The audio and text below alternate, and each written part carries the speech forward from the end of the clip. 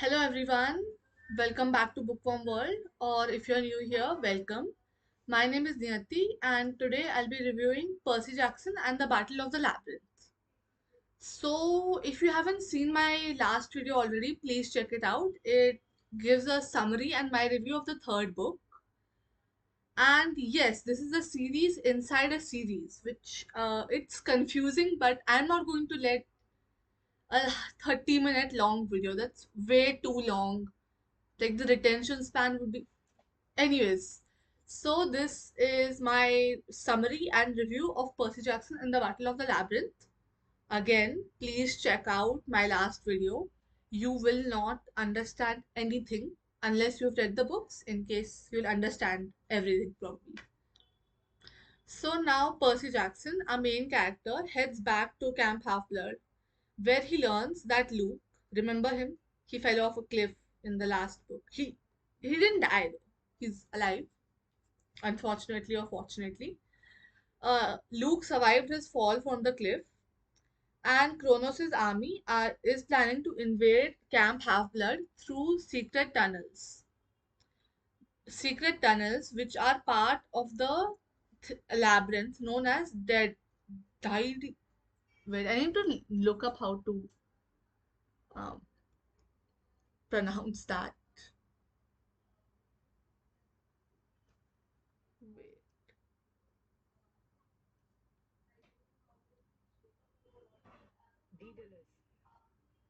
it's Daedalus. Wait, Indian English pronunciation? There's an American one, I guess.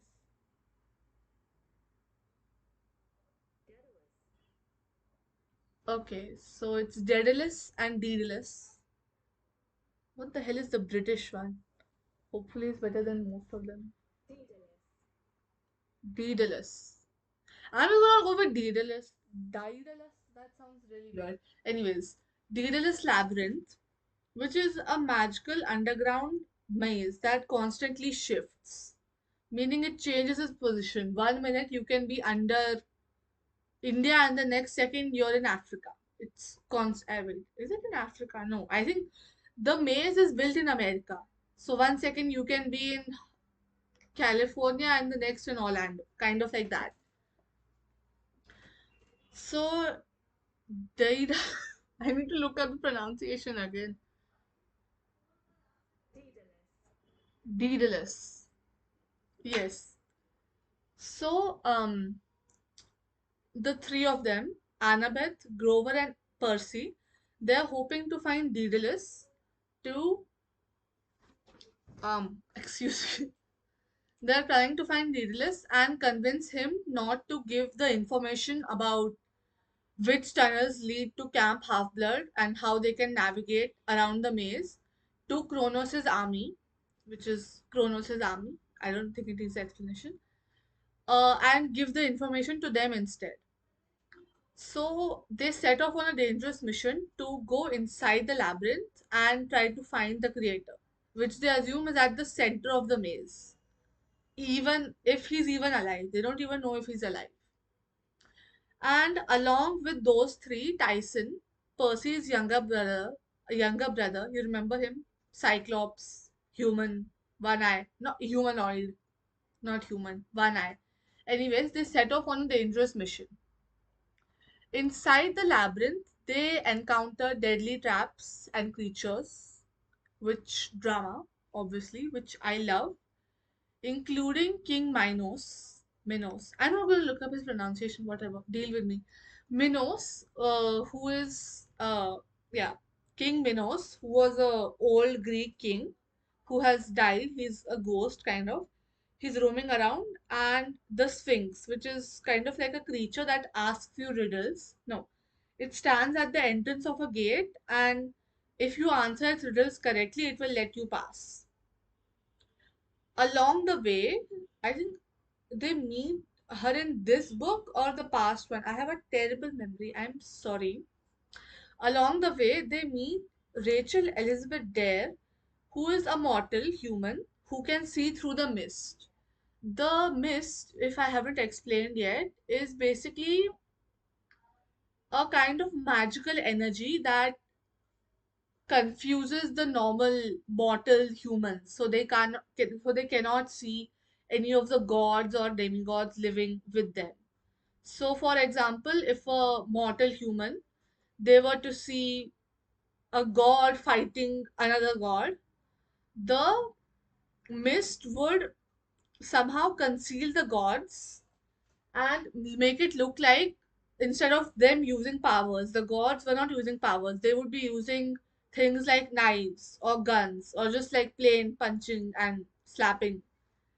And they would not be able to know when they saw a god and when they saw a normal human. So, but Rachel Elizabeth Dare, she is an exception to the rule. She can see through the mist.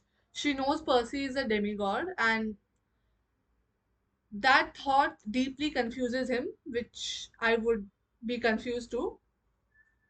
But, anyways, they realize that since she can see through the mist, and the last person who got through the maze, they were also helped by a mortal person. Like the last person the lad got through the maze, that was like thousands of years ago. They were a demigod, I think, but they could only get through the maze with the help of a mortal. So they decided that strategy could apply to Rachel as well, and they make her the guide to going through the maze. And they also discover that Nico, remember him from the last book, I really hope you remember him, is still mourning his sister's death and is trying to find a way to revive her using his powers as the son of Hades, god of the dead. As they travel deeper, they meet Daedalus. Keep forgetting the spelling. Anyways, I don't think it matters. Daedalus, who has transferred his spirit into a mechanical body to avoid death. So it's kind of like the Horcruxes in Harry Potter. So he keeps shifting his soul into a mortal instrument to keep to be immortal basically. They try to convince him to give the whatever, what do you say, to not give Luke and Kronos' army a way to navigate, but he has already given it to them. He has helped Luke navigate through something called the navigation string, which is a long piece of string that can just, I think, take you to any place. It's not exactly clear in the book. Anyways, so this is terrible news because that means that Kronos' army can invade Camp Half-Blood now. Meanwhile, Grover, the satyr, finally finds Pan, the long lost god of the wild. It has been his continuing mission throughout the rest of the books, but it's always in the corner. But finally, he has found Pan, and he's obviously overjoyed. But Pan reveals that he's dying, and he says that the only way his spirit can carry on is if nature is preserved. And he tells Grover to send this message back to the other satyrs and all the other creatures of nature. And Percy has terrifying visions or dreams of Kronos being resurrected, meaning gaining power in Luke's body. When he visits Mount St. Helens as a part of his quest, he is caught in a battle with telekines, I think they're pronounced, which are basically sea demons, and accidentally triggers a massive volcano explosion, and he almost dies. But somehow he is saved. He later wakes up on the Isle of Calypso. He On the Isle of Calypso, he discovers that he is completely alone on the island. There's only a goddess named Calypso who helps to treat his wounds and helps him to recover. She reveals that she is an immortal daughter of Atlas, I think, yeah. She's a daughter of Atlas who was cursed to the island just for being a daughter of the Titans and helping the Titans in the first war where Zeus tried to overthrow Kronos. So she's trapped there for all eternity. She cannot leave her island, and her curse is that I think every 100 years or so, a hero is sent over to her island, and the hero is given the choice of staying with her on her island, which is basically like heaven. There is no fighting, there is nothing, it's just peace on the island. Or the hero can return back to their normal life.